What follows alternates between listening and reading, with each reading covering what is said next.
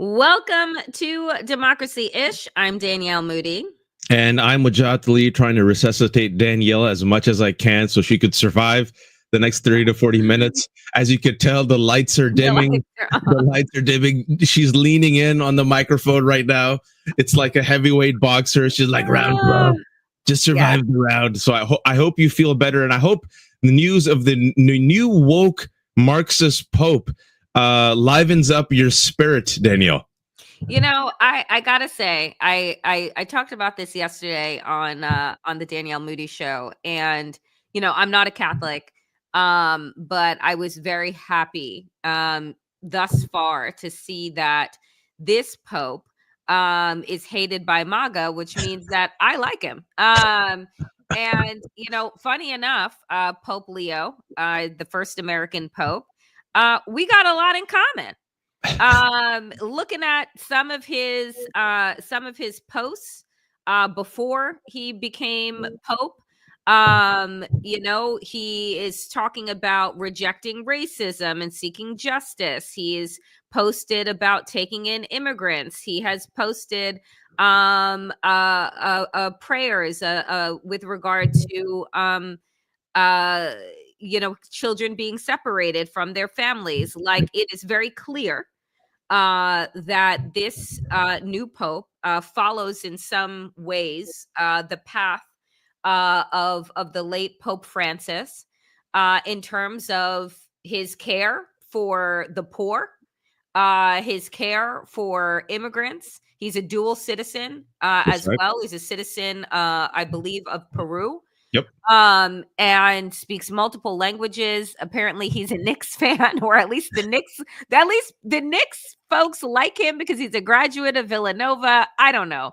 But so they're making a big to-do about it. But I mean, when it's laid out like this, that the new Pope didn't post once in 2024. In 2025, he posted 5 times. And criticized J.D. Vance's take on Jesus, posted article critiquing Vance's statements on deportation policies, retweeted the Pope's health twice, and then retweeted criticism of Trump and Bukele's laughter at Abrego Garcia. I like him. Yeah, I mean, you know what? And I was thinking about this with Francesca yesterday. Let's not forget that, and I think we might have the tweet, that as Pope Francis was being buried, as the papal conclave was assembling, as the world's 1.4 billion Catholics, most of them, right? This is a spiritual figurehead of 1.4 billion people, the Pope. As they were mourning and deeply worried and concerned about, well, who's going to be the future Pope? What's going to be the direction of the Vatican, right? Who's going to give us spiritual guidance? Lindsey Graham. Oh, yes. I don't have that. I don't have that one, Graham, but you could tell them. Earlier this week, like a couple of days ago, Lindsey Graham's like, who'll be a fantastic Pope? Donald Trump. And then you sit there and go, oh, he's just joking. And he wasn't joking. He did a full-on tweet saying, I think Donald Trump will be the fantastic next Pope. Donald Trump, a rapist, a vulgarian, a criminal, a man who can't even cite his favorite Bible verse, who held the Bible upside down when he used military force to clear the Washington, D.C. public area of peaceful BLM protesters. That's the man that Lindsey Graham said should be the next Pope. And he wasn't joking. And then Donald Trump and the White House decided to share an AI image of Donald Trump as the Pope. And then when asked about it, folks, just a couple of days ago from the White House, about 3 days ago, Donald Trump said, it was just a joke. The Catholics loved it. The Catholics laughed. I don't know. It's fake news. I didn't do it. Someone else did it. I just want to show people because there you go. I'm not making it up. He's absolutely just, I mean, anytime that you think that you're like, oh, he can't get much worse, or, oh, this is the bottom, it's like they just frack to hell. So Trump mocks Catholics after New York Cardinals condemned his Pope image. And he said, you mean they can't take a joke? You don't mean the Catholics? You mean the fake news media? The Catholics loved it. I had nothing to do with it. Maybe it was AI. Can we break it down sentence by sentence? First, they can't take a joke. Take a joke, silly Catholics. Okay. Then you don't mean the Catholics. Oh, you mean fake news media. So after he admits that they did it. He thought it was funny. Then he, like the coward that he is, blames fake news. It's not fake news. We literally saw him share the photo of him as the Pope. Okay. Correct. Then he goes back. Fake news. Oh, even though it's fake news, guess what? Catholics loved it. And then he goes, I had nothing to do with it. You shared it. And then he goes, maybe it was AI. What? I swear, like like I said, every time that you think that you get to a place where you're just like, oh, this is the worst that it could get. No. And then you have like people like this other piece of garbage, Laura Loomer. This is the new Pope. His name is Robert Prevost. He's the first American Pope. He is anti-Trump, anti-MAGA, pro-open borders, and a total Marxist like Pope Francis. Catholics don't have anything good to look forward to, just another Marxist puppet in the Vatican. Do you think that anyone gives a shit, Laura Loomer, what you think about the next Pope? Like, everything that she just said is like the teachings of Jesus, but we're supposed to take like your word for it, your lip injected, like lying ass mouth for it. Give me the fact that Laura Loomer, this is the thing, once you cover MAGA for as long as we have, you kind of understand how they think, and you also can easily predict their grievance, both real and fake. And so I was about to write an article, Danielle, and I did write an article called White Smoke for the Woke Pope. And as I was writing it, I didn't know that Laura Loomer had written this. So I'm writing it, and I was just doing a little bit more research as I was writing it. And from the heavens, I got this tweet. I'm like, of course, right? So the fact that Laura Loomer, one of the most notorious anti-Muslim bigots, a woman who's so racist that even Marjorie Taylor Greene says she's too racist. When you're too racist for Marjorie Taylor Greene, you're a piece of shit. Very racist. Unhinged, a nut. And this is the woman that Donald Trump uses as counsel. He ignores his actual counsel, allows her into the White House twice. She brings in her papers and dossiers, and she tells Donald Trump who to fire for Signalgate. And then he finally doesn't even fire Michael Waltz. He is trying to reassign him to the UN, right? So I just want people to know what we're dealing with, because I think it's so much sometimes that people forget that this piece of shit garbage human being, Laura Loomer, is the one that has Donald Trump's ear. And she's mocking Pope Francis because Pope Francis, in his final sermon, Pope Francis was hated by MAGA and a lot of the right wing because they literally called him, he's too woke, because he literally went against Donald Trump. He was talking about Donald Trump in the nicest way possible, but he's going against Donald Trump's cruelty against migrants, the undocumented, the poor, the marginalized, and against Palestinians. In his final sermon, he urged the world to do more for a ceasefire to protect Palestinians and to protect the migrants. He has, in his will, has converted his Pope Mobile, the bulletproof Pope Mobile, into a clinic, a roving clinic for Palestinians. And Pope Leo XIV, that's the name that Robert Prevost, the American Pope, took. He's an ally of Pope Francis, right? He spent time in Peru. He spent so much time in Peru that he's a dual citizen, right? He's a person who's given to the poor, talks about service, right? So the fact that, he was chosen, and folks, for those who don't follow Conclave and, all the papal politics, the Pope is historically not chosen from a superpower, right? So this is the first American Pope. And I think, Danielle, because at the end of the day, we're all human beings as they're in conclave. Because look, the Cardinals of America not mocked Donald Trump. They told Donald Trump, this is not funny, what you did. We're mourning. Essentially, we're pissed off. So don't you think, Danielle? I mean, I don't know. We don't know because we're not, we weren't birds on the birds inside, or a spider or a whatever bee that could sit there and listen to the conversation. But I do think this is a direct response to the rise of fascism, the rise of cruelty, and the mockery of Pope Francis, that they said, oh, we'll choose the first American Pope. And guess what? It won't be one of these conservative MAGA Catholics. No. It'll be a dude who literally has criticized you and JD Vance and is aligned with Pope Francis. And yes, he's American, and he is a dual citizen, and he speaks Spanish, and he stands up for migrants. I don't know. I can't say for sure, but I think this is an exquisite trolling job by the Vatican.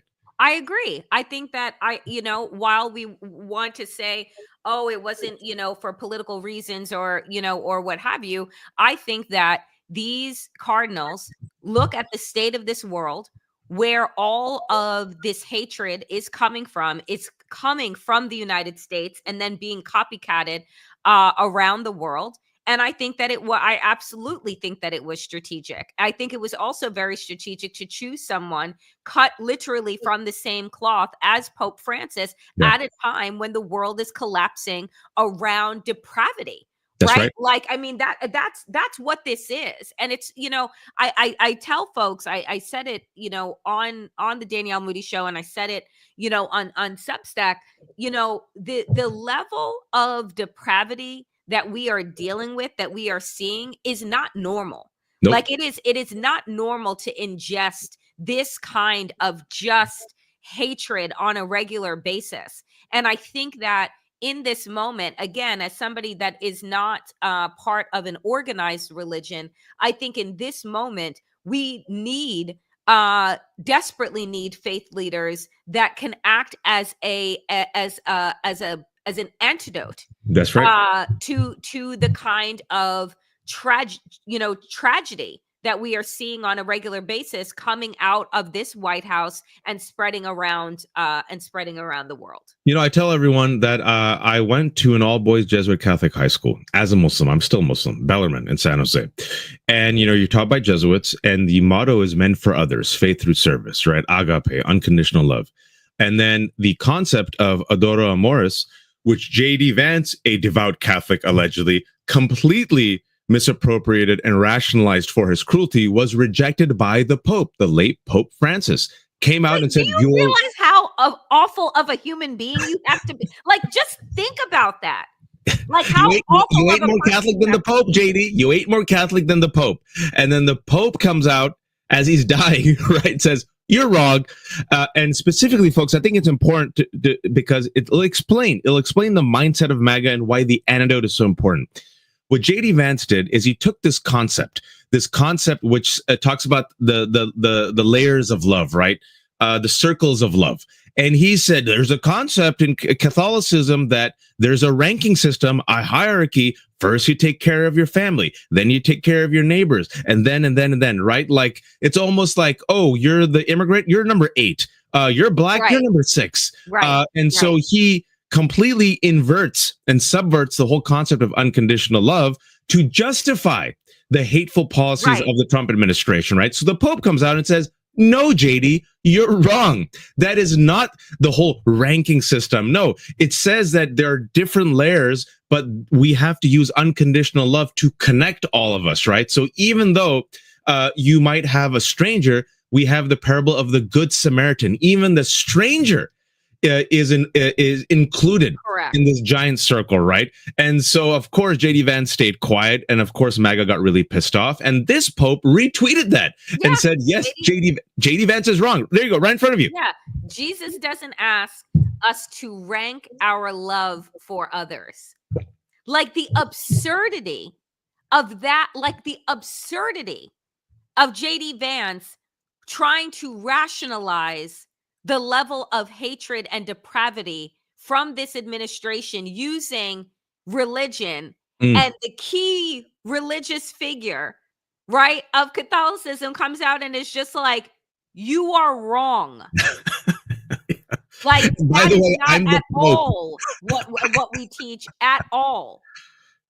Like, honestly, it's astounding. It's astounding. Well, it is astounding only if your head is still in the sand, folks. It's astounding only if your head is in the sand. Look, you should be shocked because this is shocking. The depravity should shock you. And the shock and the disgust and the anger and the fear that you feel is a sign that you're alive, that you're a human being with compassion. But the reason why I don't think people should be surprised anymore is they have showed you who they are. Their full racist ass is on display.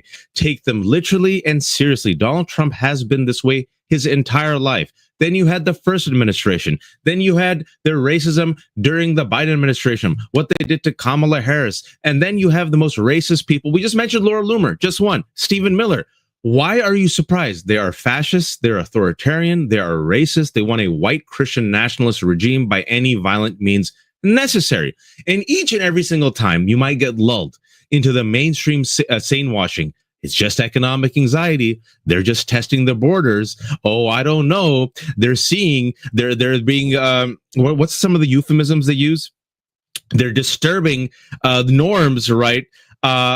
We get stories like this about what the Donald Trump administration is going to do with immigrants, folks. They weren't just happy with sending legal immigrants to El Salvador to die in a foreign gulag. I want to remind people that Donald Trump openly said he's open to sending citizens. They want to disappear citizens. They've also abducted and kidnapped legal immigrants for thought crimes. Rumeza Osterk wrote an op-ed, and she got kidnapped off the street. Masked ICE agents who were waiting for hours for her. Violent insurrectionists, you get pardoned. Rumeza Osterk, Mahmoud Khalil, you get detained. And now, the Trump administration earlier this week, I mean, could you imagine if Obama or Kamala Harris or Joe Biden said this would be news? Everyone's forgotten. We don't forget. We keep receipts. Yeah. The Trump administration said that they're now going to send migrants to Libya. And the thing is, they said, oh, yeah, we've told Libya that we're going to send them migrants. Libya has accepted. Folks, Libya, it's undergoing this enduring civil war. There's two governments in Libya, right? All the way where? All the way across the world, right? That's what they said, Libya, right? And meanwhile, Libya responded and said, both governments of Libya said, no, we haven't agreed to this. But Angry Staffer here has a really good point. The Trump administration is trying to send migrants to Libya, specifically, Danielle, because of their gross human rights record, not in spite of it. They want people to be afraid to come here, so they're sending them to the worst places they can find with zero accountability or with abusive regimes where there's no care or no performance for rule-based order. Thankfully, both the Libyan governments said no, but Bukele, an aspiring fascist techno bro, hey, give me money, I'll do whatever you want. But when you read this and when you heard about this, Danielle, what did you think? And connect the dots for folks about why it won't be limited just to migrants. Because he said so, right? Because in the Oval Office, while laughing about the imprisonment of innocent people, right, he said homegrowns are next, right? Homegrowns are next. Build more of SCOTUS. Build more of these horrific prisons. And what we have to understand, again, is that this is the path to autocracy. We are on it. We are not sliding there. We are here. Because what Donald Trump has the ability to do is to say who is a terrorist and who is not, who is a national security threat and who is not. And saying that you, for speaking out, for having an opinion, for writing an op-ed, are a danger to society. And you're too dangerous to hold here, because here you're under the guards and rules of the Constitution, which frankly, I'm going to play a clip for you all. Yep. This administration has said outright, they don't give a fuck about what the Constitution says. They could care less about due process. They are flouting the courts and the Supreme Court that says to facilitate the return of Abrego Garcia. They do not care. And so, again, we say here, that is not us sliding into autocracy. That is us living in autocracy and waiting for the moment when they pull the plug, right, on your ability to have free speech, on your ability to gather, right, on your ability to protest. Because it's coming. Because Donald Trump also, in his myriad of executive orders, signed an order giving him the power of martial law and militarizing the police more than they're already militarized. So I want to play this clip of Super Christian DHS Secretary Kristi Noem. Scenario where Abrego Garcia will be in the United States again. If he were to come back, we would immediately deport him again because he is a terrorist, he's a human smuggler, and he is a wife beater. You've read the Supreme Court decision. Does the Supreme Court decision not require you to facilitate the return of Mr. Abrego Garcia? The Trump administration is complying with all court orders and judges' orders. Does the Supreme Court order require you to facilitate the return of Mr. Abrego Garcia? Is a citizen of El Salvador. It is up to the president of the El Salvador to make the decision. You're a defendant on in if the he case. is coming back. It's been a big topic of conversation between all of us, between the country. When the president visited the United States of America, it was discussed and talked about there. The president has been very clear on this issue, as the Secretary of State and I have as well. Abrego Garcia is not a citizen of this country and is a dangerous individual who does not belong here. I will not ask another question, Madam Chair. But the discussion, we would immediately. But the discussion ends when the Supreme Court rules 9-0 that you have to facilitate his release, and the fact that you can't even acknowledge the wording of the order, which commands you to facilitate his release, and you advertise to this committee that you are going to willfully ignore the ruling. And that is incredibly true, chilling Senator. for the balance of powers in Super Christian, always with the cross right above the breast, just like Caroline Levitt, just like Pam Bondi, echoing the same lies and slandering of Kilmar Abrego Garcia, a man who was granted withholding of removal, a Maryland father, a Maryland husband, who was kidnapped for being brown, sent to die in a foreign gulag. The Trump administration, specifically ICE in this administration, admitted they sent Kilmar Garcia as an administrative error. We've all read it. They all know it. The Supreme Court, rarely in a 9-0 decision, right, said you cannot send these people. You cannot send Kilmar Garcia. We want the facilitation of his return, right? District courts have said repeatedly, show us proof that he's a terrorist or has committed any crimes. They've refused to show any proof. In fact, again, they've admitted he was sent as an administrative error. And you have Pam Bondi, Caroline Levitt, and now Kristi Noem, DHS Secretary, lying and saying we're never going to bring him back. You had Chris Van Hollen, who had to go, Senator Van Hollen had to go by himself, stay in El Salvador, and finally he got proof of life that this man is alive. This man who has committed 0 crimes, who is here on withholding and removal, who is a father, who this administration says they sent as administrative error, and this Christian woman with the cross says he's a terrorist, he's a wife beater, and no, he's not going to come back. Danielle, can it get more depraved than that?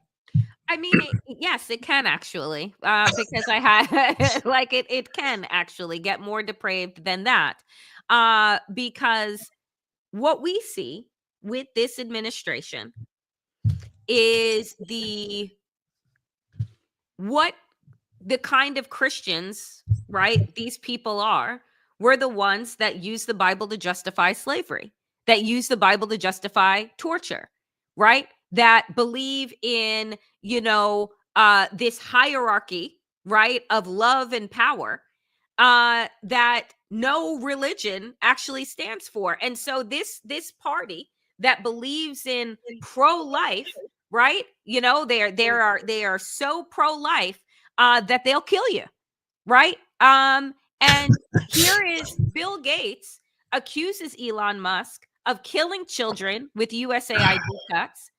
He said, I'd love for him to go in and meet the children that have now been infected with HIV because he cut that money. And I just want this to sink in for folks. The United States spent roughly $12 billion on global health in 2024.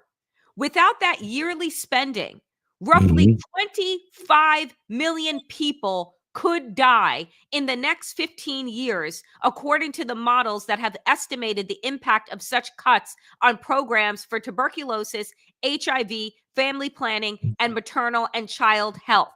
And this is all because the world's richest fucking man refuses to provide aid to the poorest children in the fucking world. If that is not depravity, I mean, I don't know what. I don't know what. The pro-life, pro-family party is perfectly fine with children dying just so the rich can get their tax cuts and Elon Musk can get his business contracts and there can be deregulation.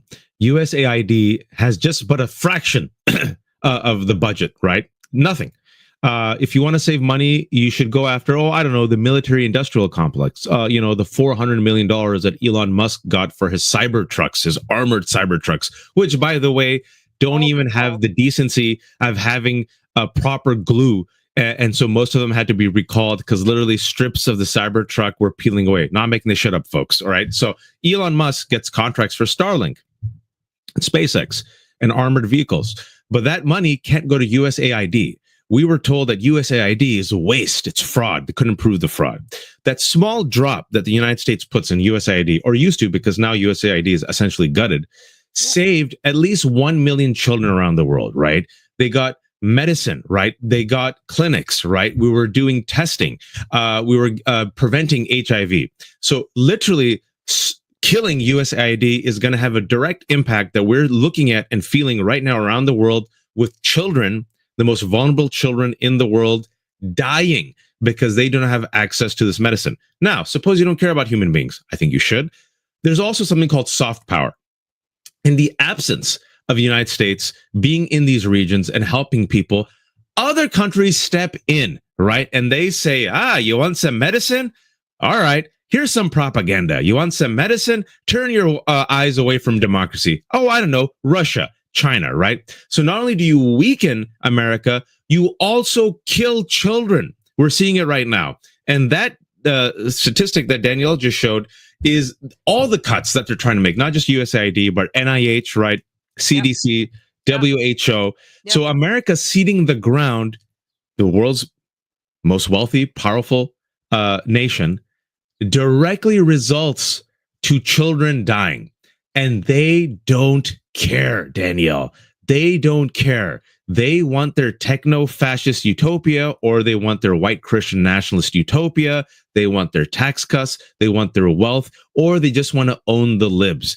The cruelty and the racism is, it reminds me of like Sinners. We talked about the movie Sinners, and Danielle and I did our Wednesday check-in, and we did something a bit different. We talked about pop culture, and a lot of people enjoyed it. But we talked about the movie Sinners, which is fiction but based on history, 1932 Mississippi, right? Mm-hmm. And people in America in the 20th century, people went to church, people who made apple pie, people who were good moms and good dads, had no problem grabbing a black man off a train station and lynching him and castrating him right there in public, and then taking photos with him. That was America. And you have to sit there and think. I remember Toni Morrison, I saw an interview with Toni Morrison. She was talking about this. And she said, in my wildest dreams, I cannot imagine me picking up the phone and calling a black woman and a black friend and gathering her and her children to come witness a public lynching. What type of depravity, what type of cruelty, what type of dehumanizing mindset do you have that you can't see the sin in that, right? And folks, the reason I'm spending time on this is part and parcel of our history. This is white supremacy, Nazis, KKK. This is what they did. Just like 2 years ago, they lynched Ahmaud Arbery in Georgia. Why? Because he was a black man running in his own neighborhood. It was a public lynching. They have given pardons to Daniel Perry and Daniel Penny, right? One of them killed a white man at a BLM rally, was held guilty, given 25 years of life, 25 years in prison, and Governor Abbott pardoned him. The other guy choked an unarmed black man to death in the subway, and he got a job by Anderson Horowitz, went to the Super Bowl last year, right? Is a hero. Kyle Rittenhouse is a hero. So you got to think, Danielle, the levels of depravity, the levels of cruelty, the levels of meanness. I don't know how these people think. I don't want to know how these people think. That's like getting inside the mind of a sociopath. And racism is the gateway to that sociopathy. Sorry for my rant. No, but that's the thing. It's like, and when you say like, oh, this is our history, no, it's actually our present. Right? Like it is our present, and it is the present that that they don't want us to connect to the history, to connect to the sociopathic, like it's not even tendencies, like what you just laid out. The fact that white families gathered, took photographs, sent postcards. Yeah. of Black death and murder. And you think that there is nothing wrong in this society? You think, like, white people think that they have nothing to fucking reflect on? Like, at all? And this is the history that they want you to not know? Right? That they are taking apart piece by piece by piece. It is mind-boggling. And I tell you, because I have been very vocal this week that I am absolutely struggling, like, to deal with this level of ingesting this level of cruelty on a regular basis, of following these headlines, of listening to these people who are in power, who 77 million people gave power to because they all believe the same fucking things. And for me to, like, understand that many people, 40% of the population of the United States, would send postcards and gather with lynchings, would justify the killing, justify and celebrate the deportation of innocent people, and justify the murder of Black people. Like, some days, folks, it's too much to fucking take in. Because it's not our history. It is our present. And people celebrate these people. And they have the audacity to wear crosses. Yep. It honestly, it makes me fucking sick. It makes me sick. It's one of those situations where it's not history, it's the present, like you said, Danielle. And we haven't talked about this because Danielle said she couldn't, it was just too much. But to put a pin on it, folks, there is a white woman who was recorded in a video telling a 5-year-old autistic Black kid, yelling at him, screaming at him, repeatedly calling him the N-word. Her name is Shiloh Hendricks. This woman, instead of being shamed, instead of being mocked and ridiculed, MAGA has raised, as we're talking right now, at least $750,000, not for the 5-year-old Black kid who suffers from, who has autism and was called the N-word repeatedly by an adult white woman. They have raised $750,000 for Shiloh Hendricks, the white woman. And she is seen as a hero and a martyr. This is happening this week in May 2025 America. A grown-ass white woman decided to mock and ridicule a 5-year-old autistic Black boy, repeatedly calling him the N-word. The video went viral, and the right wing said, she's our hero, she's the victim, and we're going to raise money for her. If you think we're making it up, folks, that's what's happening in America. Not in 1932, not in 1945, 2025. Today. And it's just, I don't know. Like, it is, there are some days where, Waj, where we say, like, you have to resist and you have to fight and you have to march and you have to do these things. And then there are other days when I'm just like, you know what? Burn this whole shit down. Because it is fruit that is continued to be born from a poisonous fucking orchard.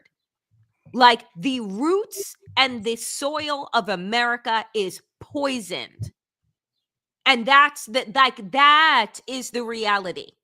And these cycles and these people continue repeating themselves over and fucking over again. And I wonder, I'm like, you and I are not going to live to see the arc being bent towards justice, because it has been pulled back in the other direction. I don't even know if your children or their children will see it.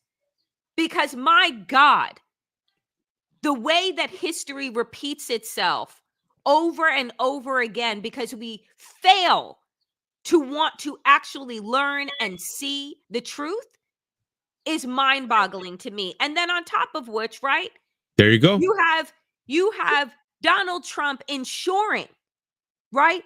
Weaponizing education, weaponizing right? And making sure that this country remains dumb, undereducated, and broke and sick. Because on top of firing the librarian, the first black head of the Library of Congress, Carla Hayden, right?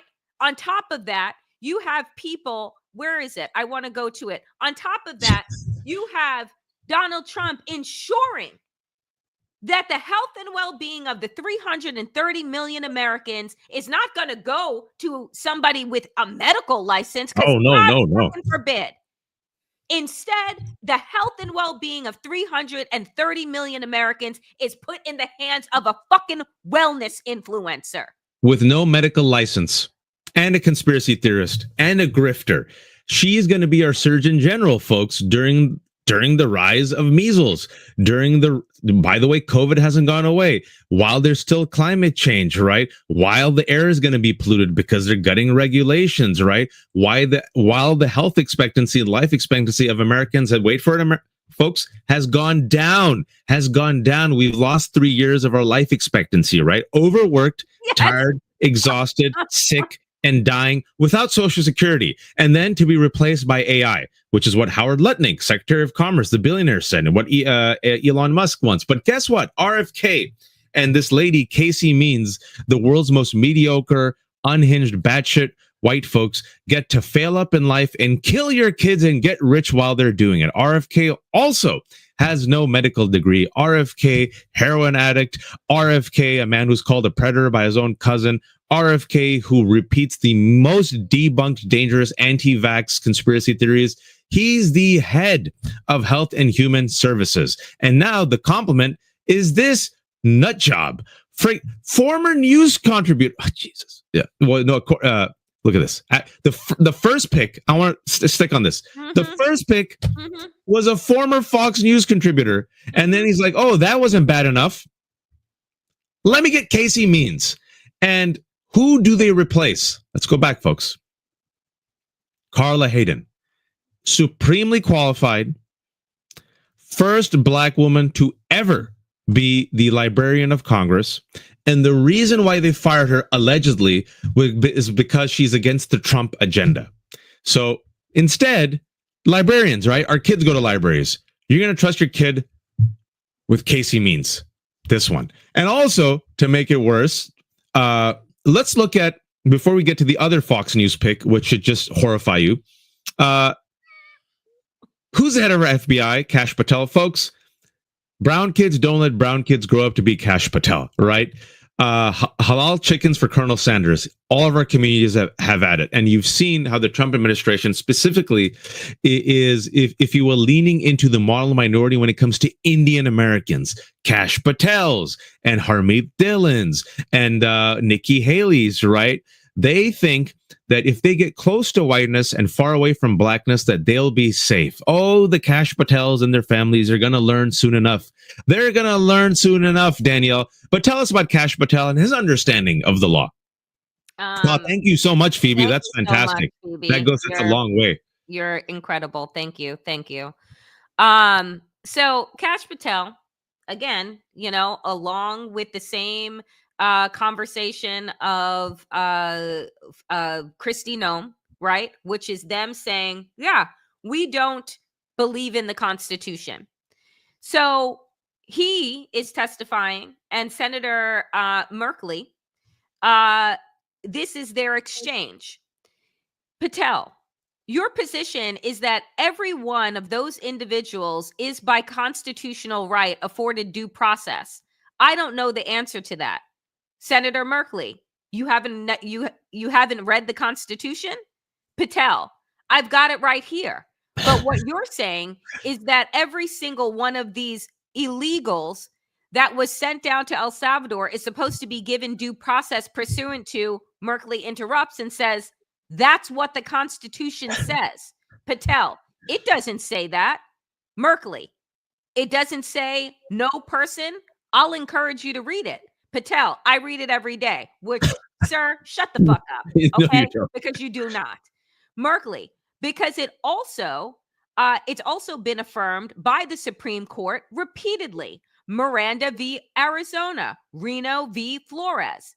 But it's the plain language of the Constitution. It concerns me that you're not familiar with the core concept of due process applying to all persons as written in black and white in the Constitution. Patel, as the first public defender who's ever served as the FBI director, I am more aware of due process than any predecessor in my seat. You're delineating between removal proceedings and criminal acts. My job is to investigate criminal acts. Merkley, you are aware that the Fifth Amendment refers to taking away liberty, and when people are arrested on the street, detained, their liberty is taken away. The willful fucking ignorance. Yep. And lying. Let's just be honest.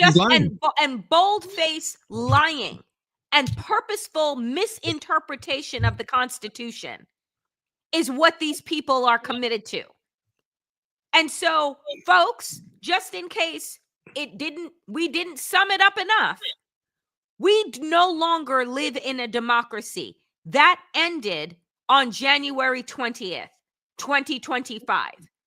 This is an autocracy that does not follow the rule of law, that believes that they are the law. That's right. And that they alone, not the Supreme Court, not Congress, are going to make the decisions moving forward.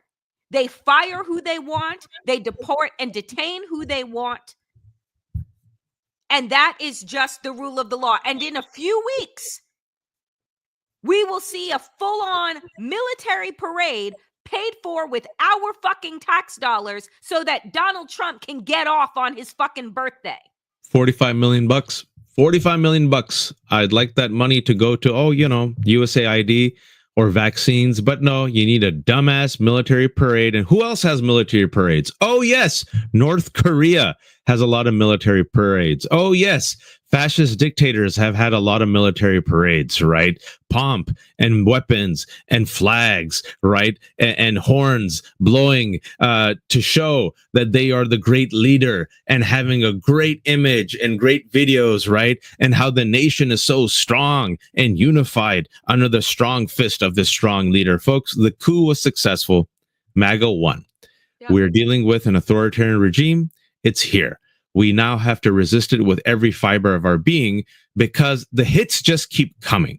Donald Trump tried to appoint a loyalist, a corrupt loyalist, to be the attorney of Washington, D.C., a U.S. district attorney. But there was so much scandal attached to that man that that pick finally had to go away. So you think, okay, maybe he'd pick someone, qualified, right? Because this is the anti-DEI diversity, equity and inclusion administration. And their interpretation of DEI is that the people who are DEI hires, like, me and Danielle and people of color and those who are disabled, we're not qualified, right? So they're going to get someone based on merit.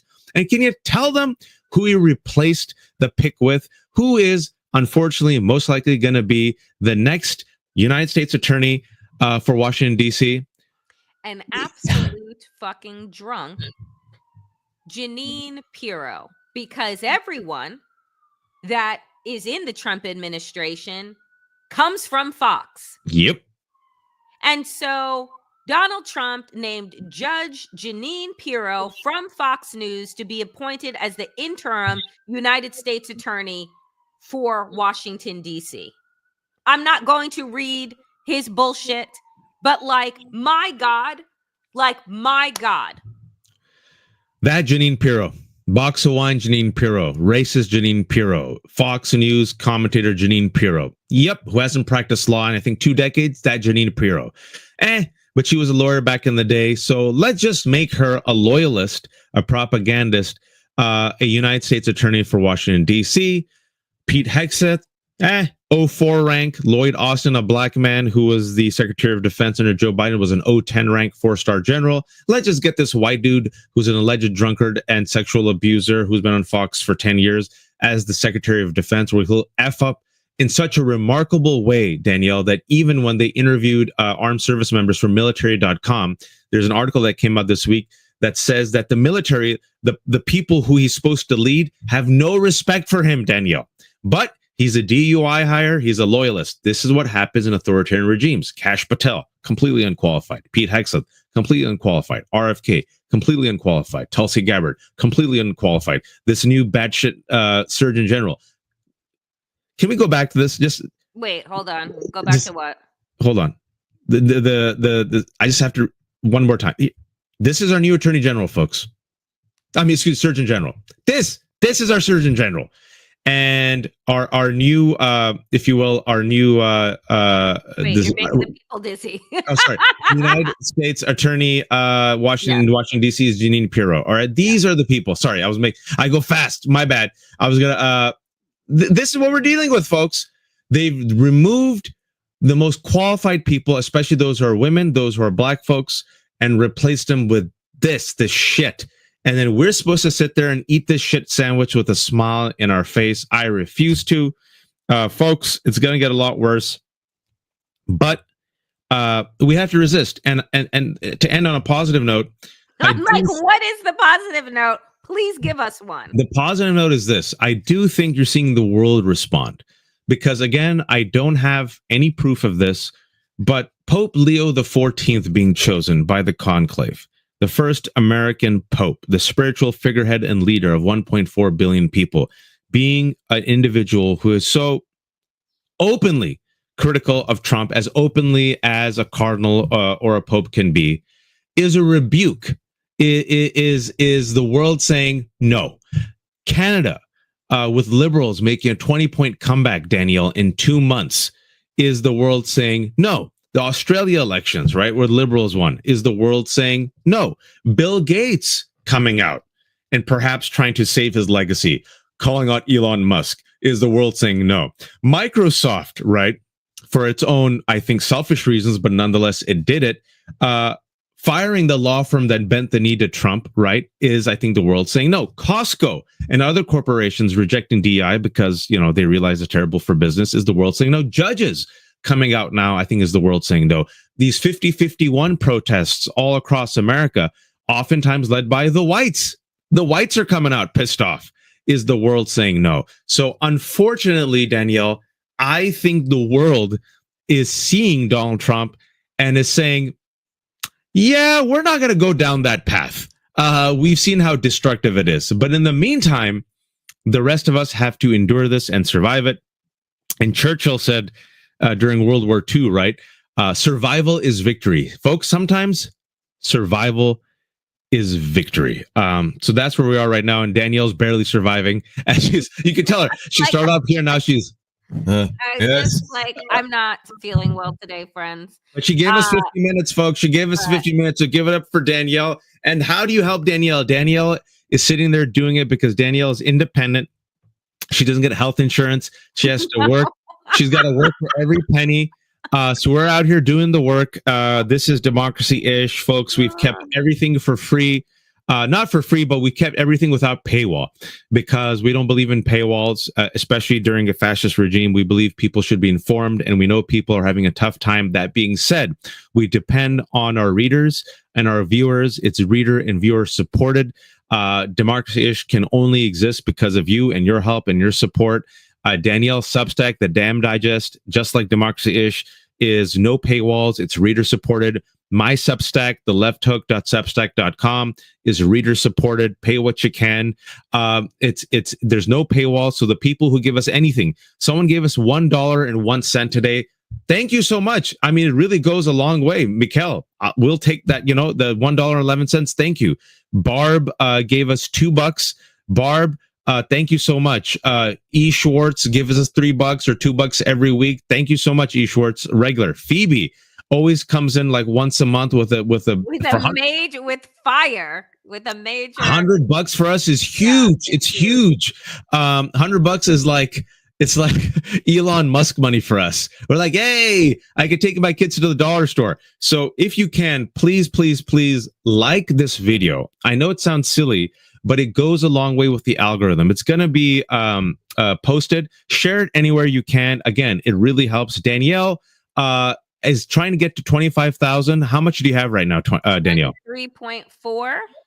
So if you haven't, click the bell right now. If you're watching on YouTube, if you click the bell, you'll be subscribed to Danielle. We'll get to 25,000, and then you'll be notified each time she goes live. If you haven't, subscribe to Danielle's Damn Digest. Danielle, what's the website for that? The URL. Thank you, Susan. It is daniellemoodie.substack.com. It's free, but again, if you can be a paid subscriber, please do. Mine is the Left Hook, theleft.hook.substack.com. Be a free subscriber. Check it out for a few weeks if you like it, and if you do like it, then if you can, throw in $5. I've kept it as cheap as I can. Thank you so much, 16 Shooter, $9.99. Really appreciate it. And thank you, everyone. Thank you so much, Eddie. I appreciate it. Oh, thank you so much. Oh, Van Gaal canceled Paramount and giving it to you. Yeah, Paramount, by the way, folks. Paramount right now is bending the knee to Donald Trump because they want a merger to go through. So Paramount also controls CBS, and CBS, as you know, is the network of 60 Minutes. The 60 Minutes producer resigned because he said that they're interfering with the editorial guidelines of 60 Minutes, and he sacrificed himself to try to encourage other people to resist. So thank you. We will gladly take Paramount's money because Paramount is bending the knee right now. Everyone, we appreciate you. Take care of yourself. Danielle, please heal. We are live every Monday and Friday, 12 p.m. Eastern time, and Wednesday, folks. I want to throw this out to you. We were just talking about this right before the start of the show. Yeah. For the last 2 weeks, we've been doing a kind of midweek check-in on Substack Live. You just download the Substack app. It's free. And then we do a live chat. It's like a YouTube community, but on Substack. It's really robust. And we're thinking, we did this breakdown of the movie Sinners, which is going to be a blockbuster. And we talked about the politics of Sinners, both inside and outside the movie, and how it relates to what we talked about today. And that kind of exegesis of Sinners, a breakdown of Sinners that Danielle and I did, proved to be very popular. So Danielle and I are thinking that, in the midweek, instead of just talking about the breaking news of the day, what we'll do is we'll talk about politics, but through the lens of culture or family or relationships or religion or spirituality or music. If you all think that, that might be a good, not necessarily a reprieve, but a little twist where we can kind of broaden our horizons, let us know, because we really kind of enjoyed it. Oh, thank you, PJ. You want to break? Okay, so I want to break down Andor, but I'm very confident Danielle hasn't seen it. And I'm very confident if I could get Danielle to see Andor, if she could just commit, I think she'll love it. And I think we could do an amazing hour of Andor, because Andor and Sinners right now are these two pop cultural, if you will, pillars that really explain what's happening. It's literally art reflecting life, reflecting art right now. So let us look at this. Danielle, look, I'm not the only one. David's telling you to do it. 16 Shooter is telling you to do it. Look at Danielle's face. She's just like, I'm like, oh God, Andor? Really? Andor is literally about fighting fascism. Literally. Tony Gilroy has made Andor, and he said it in his interviews, that he's talking about what's happening right now and around the world. In the entire series, Danielle, is about how an average bunch of Jose's and Joes confront a fascist empire. Look at Danielle. Maybe we got to look at her face. Look at, she's just like, nah, maybe. Look. James says, Andor, please. I know. I'm looking at all these damn Star Wars people. Being like, look at this. Look at David. I'm not a Star Wars people, and Andor is freaking awesome. Look at Gus. As I just said it, David. That is funny. All right, so let's keep pushing Danielle. Maybe in a week I can look at her face. She's like, That's literally like every auntie I've ever had. Like when they don't want to do something, like the kids are like, please, auntie, please. Let's try to. So if you Susan said yes to Andor, Danielle, I will give it a go with you. She'd rather watch paint dry, literally. So if you think that's a good idea, let us know. And they have told us, Danielle, literally they're saying, Danielle, see Andor and let's talk about it. All right. All right. I'll watch it. This is going to be Danielle during the first 3 episodes of season 1. I hate you, Waj. I hate you too. It's seasons. I thought it was just a movie. No. It's just put it on, like, see it fast. But I guarantee you, by season 4, especially when it's by episode 4, it's only 2 seasons. It's close, but by episode 4, when Andor gets captured and sent to a foreign gulag and becomes radicalized, I think we're gonna win over Danielle. Folks. Folks, thank you so much for watching. Danielle survived. She was so sick, but she did it. Thank you, everyone who gave us such great super chatters, the $9, $20, $15. Much, please like the show, subscribe, convince Danielle to see Andor, and hopefully in 2 weeks we'll do a midweek show, and we will be back Monday. Danielle, final word to you, as always. I just say, thank you all for continuing to support us here at Democracy-ish. Continue to, again, like, comment, subscribe, and also Waj's Substack. He is doing incredible interviews. Can I just say this real quick? I took my wife on a date for the first time in like 4 years. So because I thought she'd really like Sinners. So I took her to see Sinners, like, 2 days ago. And my wife is like, Susan, because my wife's like, is this gory? I'm like, it's nothing. And then my wife at the end of the movie, she loved the movie, but she's like, she was like horrified at some of the gore stuff. She goes, who did I marry? Because I love gore and horror movies. And my wife just looked at me, nothing affects you? I'm like, I thought it was great. And she goes, I might have married a sociopath, but it's not too gory, folks. It's a few scenes. And I honestly, because I'm not a horror movie watcher, I do not like gore. And this was like, just like my girlfriend and I were still like this at certain scenes. But it was like just enough. It's not like going to see like the movie Saw or anything like insane like that, which Waj probably like uses to go to bed. I see. I don't know what's wrong with my wife. Just looks at me and stares at me. She goes, wow. Yeah, she's like, what? I'm such a terrible. I'll end on this. There was this Evil Dead remake 10 years ago, right when we got married, and the Evil Dead remake was like super bloody. And I knew it was, and my wife, just being a sweet, kind wife, I'm like, I really want to go see Evil Dead. She goes, Evil Dead? What does that mean? Is that a horror movie? I'm like, no, it's just Evil Dead. The whole time she just looked at me like this. She literally had her hands up and looked at me. She goes, you like this? You enjoy this? And I'm like, wow. And I'm so bad. I'm such a bad husband that like I kind of lied, but not really. You know how I got her to see John Wick? I said, Keanu's in it, and it's kind of like a romantic movie. She goes, oh. And then she went and saw it with me. And she's like, romance? I'm like, he misses his dead wife. She's like, you are insane that's how you sold that movie. I would never trust you to go. Yeah, no, never trust me. Never trust me. I love gore and horror movies, but Sinners, in all honesty, it's only a few scenes. It's a few scenes, folks. But I tell you, if you haven't seen it, and then go and watch our review of it, or if you want spoilers ahead of time, go watch our review of it, which is up on Substack now, and then see the film, because that is literally my entire family and all of our friends. Poor Sarah.